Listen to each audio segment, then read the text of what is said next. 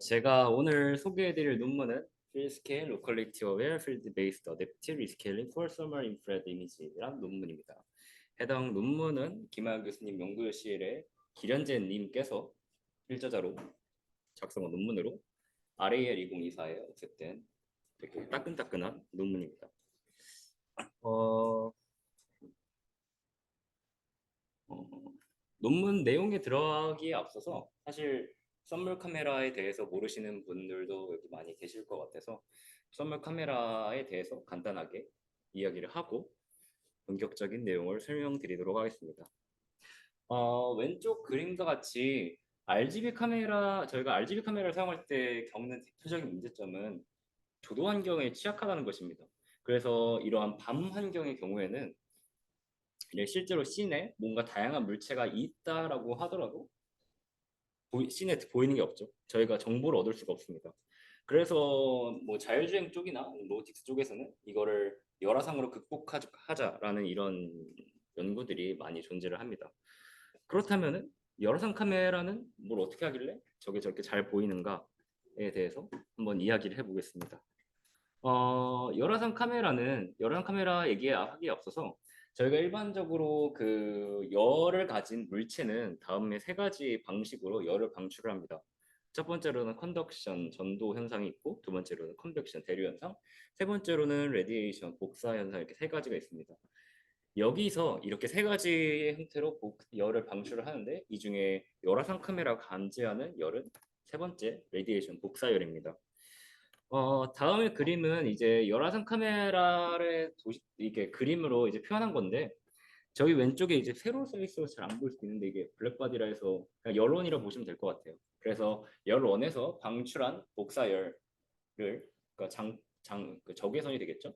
그 적외선을 렌즈를 통해서 이렇게 수집을 한 다음에 이제 잘 보이시면 이게 마이크로 볼로미터라고 하는 저희가 이 센서를 사용을 하는데 이게 이름이 되게 긴데 그냥 쉽게 생각해서 우리가 RGB 카메라 사용할 때 뭐 CCD나 그 심보스 같은 센서 역할을 얘가 한다라고 보시면 됩니다.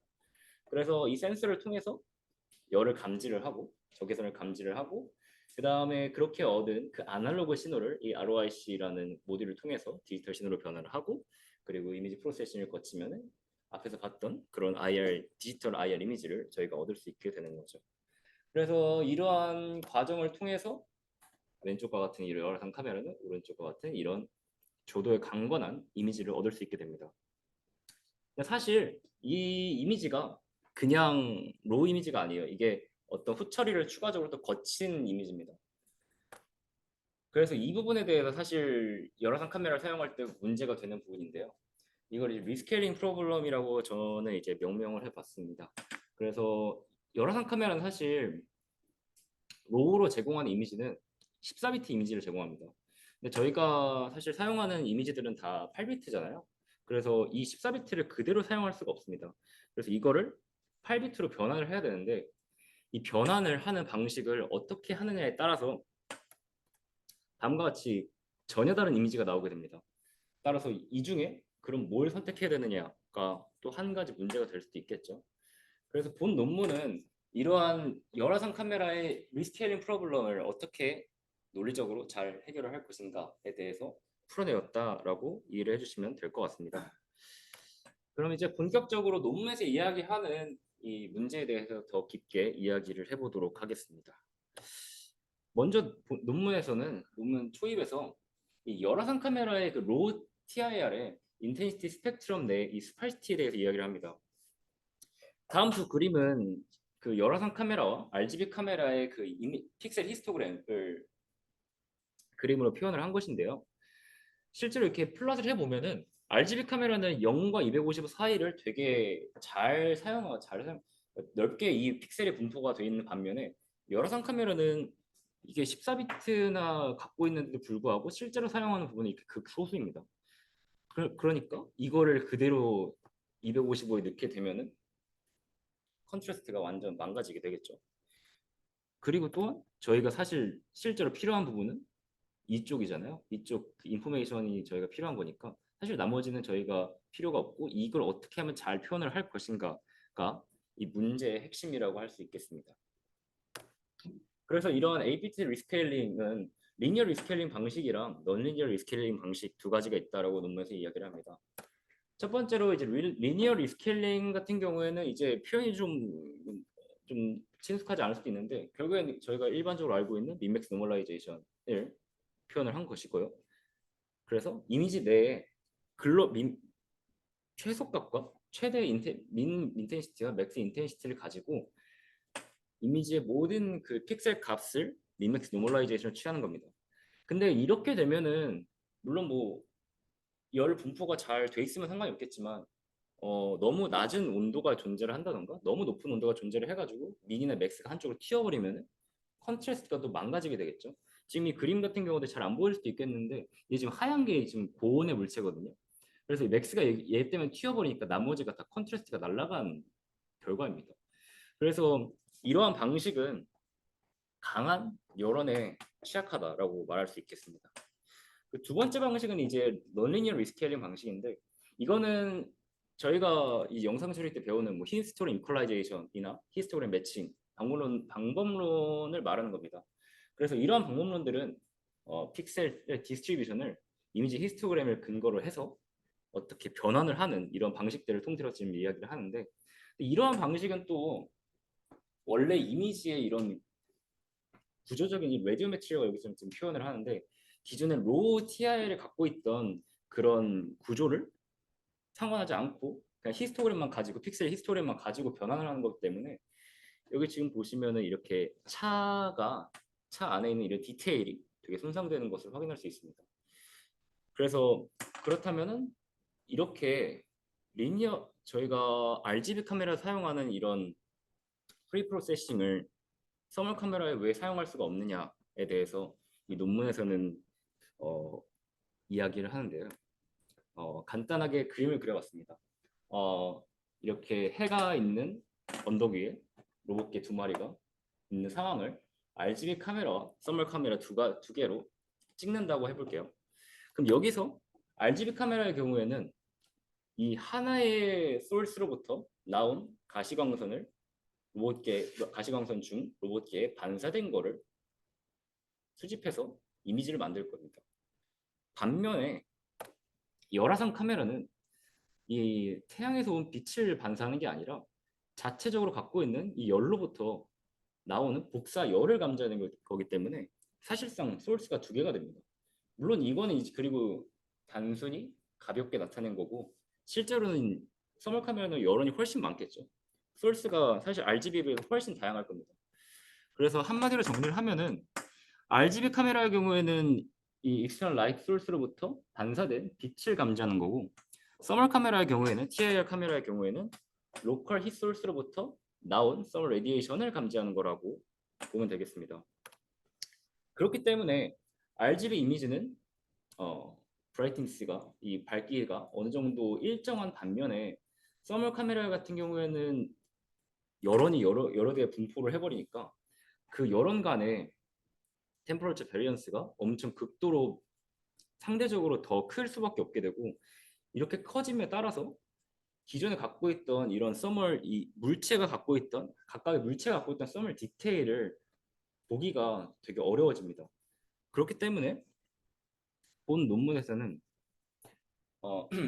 스페이셜 컨텍스트를 기반으로 해서 로컬리티 어웨어한 14비트를 8비트로 변화하는 TI 리스케일링 방식을 제안을 합니다.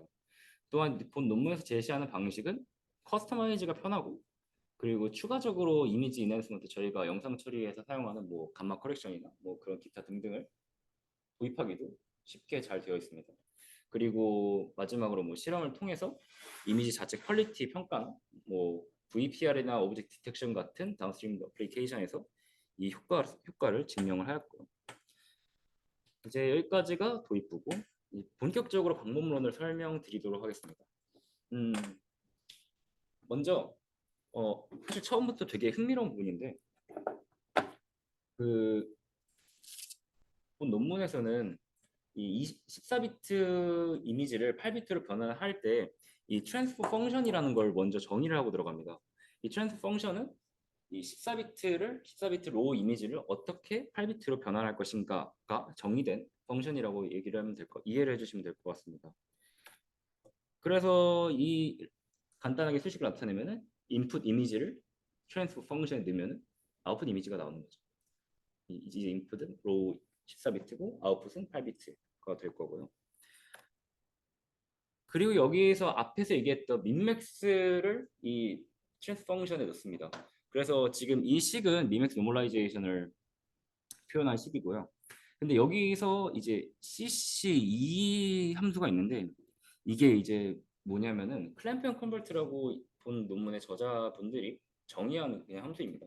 그래서 각각의 픽셀 값을 0부터 255, 그러니까 이게 사실 실제로 MX 노멀라이제이션을 취해 보면은 픽셀 값이 0이랑 0.0부터 1.0 사이로 매칭이 되는데 사실 여기 250으로 곱하면은 픽셀 값으로 뭐 떨어질 수 그러니까 정수 값으로 떨어질 수도 있겠지만 안 떨어질 수도 있잖아요.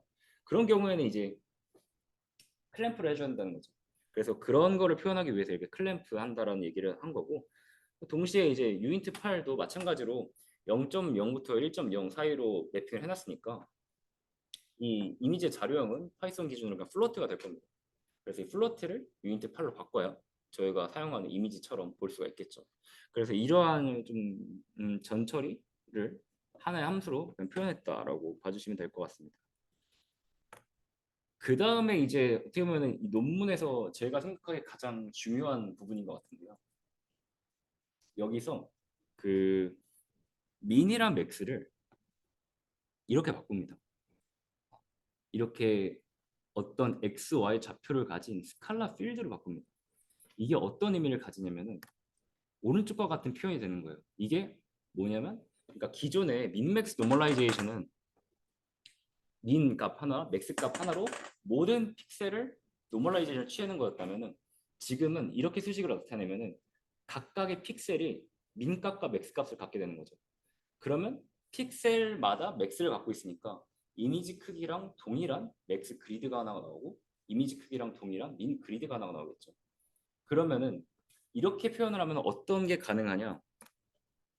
맥스 값 간에 이 픽셀 코릴레이션을 생각할 수 있게 됩니다. 저희가 영상 처리를 할 때 되게 픽셀 코릴레이션이 강하다, 뭐 되게 강하다고 얘기를 하는데 이 맥스 그리드와 민 그리드를 이런 식으로 표현을 함으로써 더 이상 1차원적으로 생각하는 게 아니라 2차원적으로 옆에 있는 맥스 값 간에 이런 상호작용이 가능하게 되는 거죠.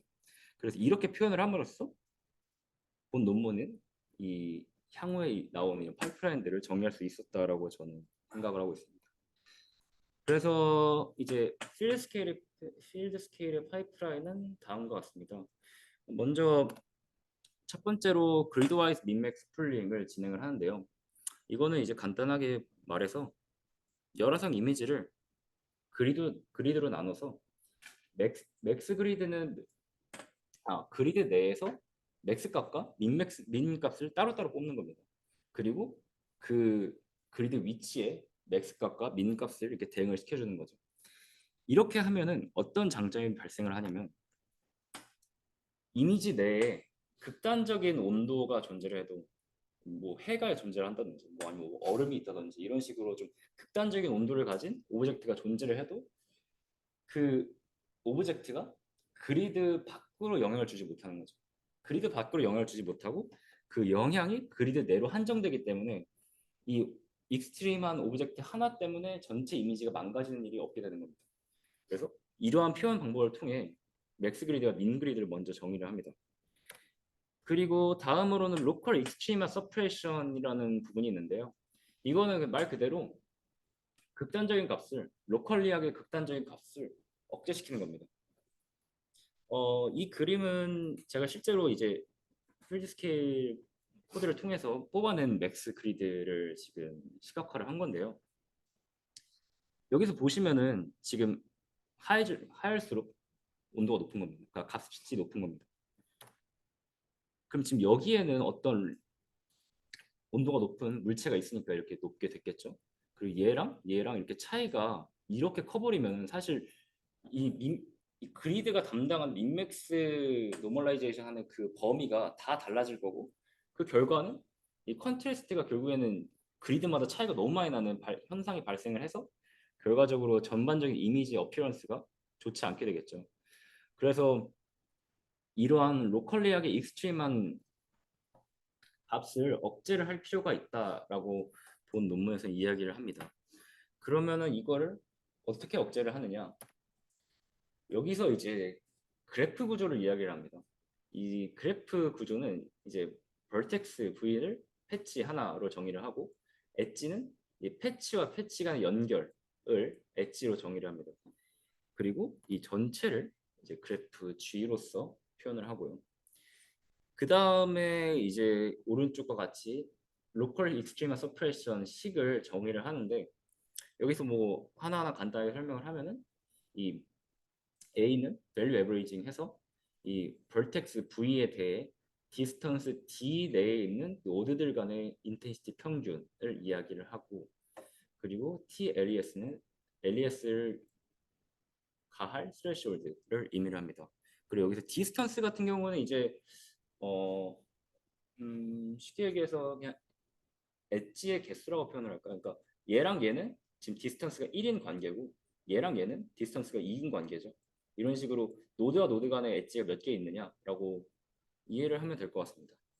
그래서 이 디스턴스를 기준으로 그럼 이게 LES가 어떤 의미를 가지냐면 어, 지금 위의 식을 이걸 보면은 평균에서 스레시홀드를 뺀 것보다 밸류가 작으면 벌텍스 크기가 작으면 이걸로 보내겠다.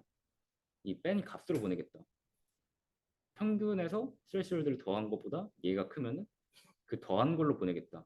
아니면 그대로 유지하겠다. 이 얘기는 결국에는 이 평균 값에 대해서 하한을 정해놓고 그 하한 안에 안 들어올 상한 하한 내로 들어오면은 오케이 넘어가면은 그 상한 하한으로 맞춰버리겠다는 얘기입니다. 그리고 여기서 이게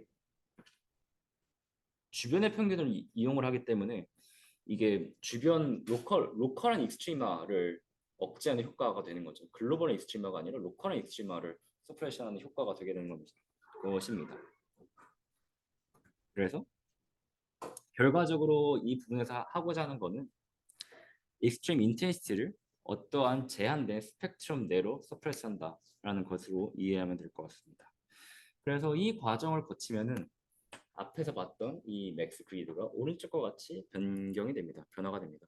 이거 지금 보시면은 뭐 아직 이렇게 좀 불연속적인 것 같은 느낌도 있지만은 또 여기는 되게 잘 이전보다 훨씬 낫죠. 이전보다 좀 더 자연스럽게 이렇게 이어지는 것을 확인할 수가 있습니다. 그리고 이제 마지막으로 메시지 패싱 부분인데요. 이 부분도 사실 되게 흥미로웠던 것 같아요. 읽으면서. 그러니까 여기서 해결하고자 하는 거는 앞에서 말했던 대로 익스트리마를 억제를 시켰는데도 아직 이렇게 인텐시티가 다른 데가 많다라는 거예요. 이렇게 베리언스가 큰 곳이 많다라는 거예요. 그럼 이런 거를 억제를 어떻게 할까를 생각을 했을 때 GNN에서 사용하는 메시지 패싱을 갖고 오자라는 이야기입니다. 그럼 이 메시지 패싱이 뭐냐를 얘기를 하면은 제가 올해 1월에 설명했었던 이 슈퍼글루를 잠깐 그래도 갖고 왔는데요. 이 슈퍼글루 같은 경우에는 이게 사용해 보신 분들도 많이 계실 거예요. 이게 결국에는 여기서 하고자 했던 거는 이미지와 이미지 간의 이 피처 매칭인데 이때 여기서 GN을 어떻게 활용을 했었냐면 그 각 피처를 노드로 정의를 하고 셀프인 경우에는 피처 이미지 내 피처 간의 연산을 수행하고 관계를 파악하고 크로스의 경우에는 이미지와 이미지 간의 피처 간의 관계를 파악을 했습니다. 그래서 오른쪽과 같은 수식을 통해서 이 메시지 패싱을 수행을 했는데 뭐 하나하나 간단하게 얘기를 하면은 기존 이 노드 레프레젠테이션 이 하나의 주변 이 부분이 이제 주변에서 온 메시지라고 보면 될 것 같습니다. 지금 이 메시지가 실제로는 이제 어떠한 또 함수가 들어가 있는데 이 주변 엣지로부터 얻은 어그리게이트 메시지와 기존의 그 노드가 갖고 있던 레프레젠테이션을 이 컨캣을 해서 MLP라는 어떤 그 또 업데이트 함수를 통과시켜서 기존 레프레젠테이션과 더한 거를 이제 그 다음 레프레젠테이션으로 사용을 했었습니다. 그리고 이때 이 어그리게이션 같은 경우는 이런 방식으로 뭐 셀프 어텐션, 크로스 어텐션을 이용했었고요. 그래서 이러한 방식을 통해서 슈퍼블럭 같은 경우는 이 앞에서 보여드렸던 이 메시지 패싱을 반복을 해서 오른쪽과 같이 이미지 내의 피처 간의 상관관계, 그리고 이미지와 또 다른 이미지 내 피처 간의 상관관계를 성공적으로 파악해서 상당 기간 소타를 유지했었습니다. 그래서 이 메시지 패싱 방법을 본 필드 스케일에서도 도입을 했는데, 그렇다고 뭐 신경막을 GNL을 사용한 건 아니고 그냥 그 개념만 차용을 했다라고 봐주시면 될 것 같습니다. 그래서 어 이게 지금 그 수식인데요. 논문에 써 있는 수식인데요. 현재 이터레이션에서 갖고 있는 그 노드의 값과, 그리고 지금 이 부분 같은 경우에는 이제 네이버링 펑션이라고 해서 이 벌텍스 하나와 벌텍스를 기준으로 디스턴스 1 내에 있는 노드의 집합을 리턴하는 함수입니다. 그리고 이 AGG는 어그리게이션인데 실제로는 그냥 에버리지 오퍼레이터고요. 그러니까 얘는 결국에 하고자 하는 거는 이 벌텍스 주변에 있는 근방에는 8개, 근방에는 8개의 그 인텐시티의 평균을 낸다. 근데 하지만 이거를 이제 이 메시지 패싱처럼 표현을 한 거죠. 결국에는 주변에 있는 거 평균 내는 건데, 그러면 여기서 하고자 하는 건 그러면 평균이랑 주변의 평균과 현재 이 노드가 갖고 있는 인텐시티와 비교를 하는 겁니다. 비교를 했을 때 민 그리드의 경우에는 둘 중에 더 작은 거, 맥스 그리드의 경우에는 둘 중에 더 큰 거를 선택을 해서 그 다음 이터레이션에 벌텍스 값으로 선정을 하게 돼요. 그래서 이러한 과정을 앞에 지금 제가 표현을 해놓지 않았는데 이 슈퍼글루 얘처럼 반복을 합니다. 몇 번, 7번 반복. 여기서 이제 하이퍼 파라미터를 제시한 건 7번인데 7번 반복을 하면은 계속 평균을 내면서 맥스 그리드가 오른쪽처럼 변화를 하게 됩니다. 되게 이전과 비교해서 훨씬 더 자연스럽게 변화를 하면서 로컬리티한 이런 템퍼러처는 잘 유지를 하는 것을 확인할 수가 있어요. 그래서 이런 식으로 이제 메시지 패싱까지 수행을 하고, 다음으로는 이제 바이리니어 인터폴레이션 해서, 원래 이게 지금 8x8로 자른 건데 8x8로 잘랐던 거를 원본 이미지 크기로 다시 키웁니다. 이렇게 키워서 제가 지금 맥스 필드만 보여줬지만 민 필드도 있었을 거잖아요. 맥스 필드랑 민 필드를 갖고 다시 픽셀 바이 픽셀로 이맥스 노멀라이제션을 취하는 거죠. 그러면 오른쪽과 같이 필드 스케일의 결과물이 나오게 됩니다. 네, 여기까지가 방문론이고요. 다음으로는 실험 부분입니다. 먼저 간단하게 정성적인 결과인데, 여기 지금 잘 안 보이실 수도 있는데 지금 가운데가 민필드고 마지막에 맥스필드입니다. 그래서 지금 보면은 하늘과 같은 경우에는 이게 온도가 낮으니까 이게 민필드에 잘 표현이 된 걸 확인할 수 있고, 여기 지금 차가 지나갈 때 보면은 여기가 일렁일렁하면서 바뀌는 게 뭐야? 여기가 바뀌는 게 보여요. 그러니까 맥스필드가 그 로컬리티한 고온의 물체를 잘 감지하고 있다라는 것을 확인할 수가 있습니다. 그리고 다음으로는 이제 정량적인 평가를 하는데요. IQ의 매트릭스, 뭐 그냥 이제 그레디언트나 이미지의 그레디언트나 엔트로피를 평가하고, 그리고 글로벌 로스 오브 컨트라스트, 로컬 로스 오브 컨트라스트, 그리고 톤 매핑 퀄리티 인덱스, 이렇게 4가지 영역에 대해서 이미지를 평가를 합니다. 이때 글로벌 로스 오브 컨트라스트랑 로컬 로스 오브 컨트라스트 같은 경우에는 이제 GT가 없기 때문에 그냥 14비트 이 필드 스케일을 거치기 전에 그 값과 거친 후에 그 컨트라스트를 그냥 비교했다라고 봐주시면 될 것 같아요. 그래서 제가 뭐 다 갖고 오지 않고 이제 이 부분만 갖고 왔는데, 이 뭐라 하지? 이 히트맵을 보면은 이 T가 커질수록 어, T가 커질수록 그 그레디언트가 좀 더 그 이터레이션에 가까워지는 것을 이터레이션에 좀 더 민감하게 반응하는 걸 확인할 수 있습니다. 스레시홀드가 이렇게 위로 갈수록 커지면서 이 칸별로 색깔 변화가 더 극명하게 나타나는 것을 확인할 수가 있죠. 그리고 TMQI가 가장 큰 경우에 파라미터가 또 컨트라스트가 가장 좋은 건 아니었다라고 이야기를 하는데 이건 어떤 얘기냐면 일단 TMQI가 뭔지를 간단하게 이해를 해야 되는데 TMQI는 이제 그러니까 사람이 보기에 자연스러운 이미지를 판단한 척도래요. 저도 정확히 그 수식까지 보지는 않아가지고 근데 사람이 보기에 이렇게 자연스러운 이미지라고 해도 그게 또 컨트라스트가 가장 높게 된 설정이랑 또 달랐다라는 것입니다. 그래서 뭐 그런 간단한 정량적인 평가고요. 그 다음에 나이 이제 서머 카메라다 보니까 나이트 데이 플레이스 레코니션에 대해서 평가를 한 부분도 있습니다. 근데 이 부분 같은 경우는 사실 그렇게 막 제 생각에는 엄청난 차이를 갖고 오진 않았다라고 생각을 하는데 이 부분은 저도 이 플레이스 레코니션 하는 입장으로서 이 저희가 이미지를 잘 보인다고 하는 게 이 PR의 관점에서 꼭 그렇게 영향이 큰 건 아니거든요. 이제 물론 이게 오브젝트 디텍션이나 이런 쪽은 모르겠지만 결국엔 PR은 전반적인 그 공간에 대해서 이 이미지가 얼마나 이 공간을 특징적으로 잘 표현하는지가 핵심이기 때문에 사실 필드 스케일 얘 같은 경우는 오히려 너무 제너럴하게 잘 표현을 해서 티가 안 나지 않았나 싶기는 해요. 근데 이 부분은 이제 제 생각에 가깝고 어쨌든 뭐 좋은 성능이 많이 나오긴 했습니다. 근데 뭐 사실 뭐 압도적이라고 말하기는 조금 어려울 것 같고 그 다음으로 이제 오브젝트 디텍션에 대해서 성능 평가를 한 것입니다. 여기 같은 경우는 이제 앞에서 말했던 것처럼 이 오브젝트의 디테일이 중요한 부분이니까 필드 스케일처럼 이렇게 오브젝트 디테일을 잘 표현을 하면 이 성능이 가장 잘 나올 수밖에 없겠죠.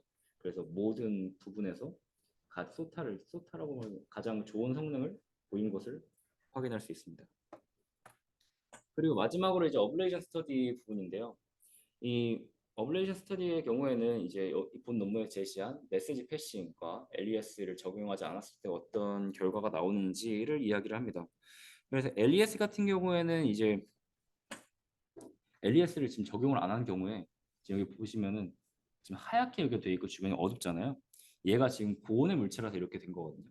그러니까 LES를 적용하지 않으면 이러한 고온의 물체가 자기 인텐시티를 그대로 갖고 있게 되면서 주변 컨트라스트를 망가지게 된다. 하지만 여기 필드 스케일 같은 경우는 LES를 적용함으로써 이런 글로벌 어피런 이 로컬 핫 오브젝트가 글로벌 어피런스에 영향을 미치는 것을 최소화하였다.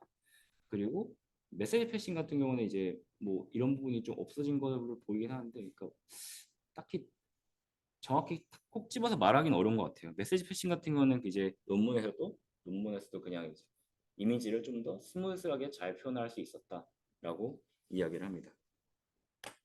그래서 마지막으로 결론입니다.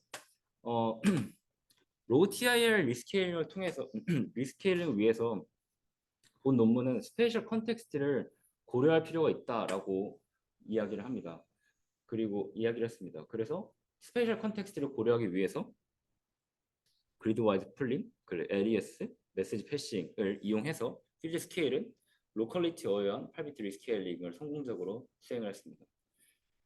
마지막으로 이제 저자들은 이 필드 스케일이 기존의 1차원적인 이런 룩업 테이블 기반 방법론들 대신에 이 필드 스케일을 열화상 전처리 기법으로서 활용할 수 있을 것이라고 이야기를 하면서 본 논문을 마치고 있습니다. 네, 이상으로 발표 마치겠습니다.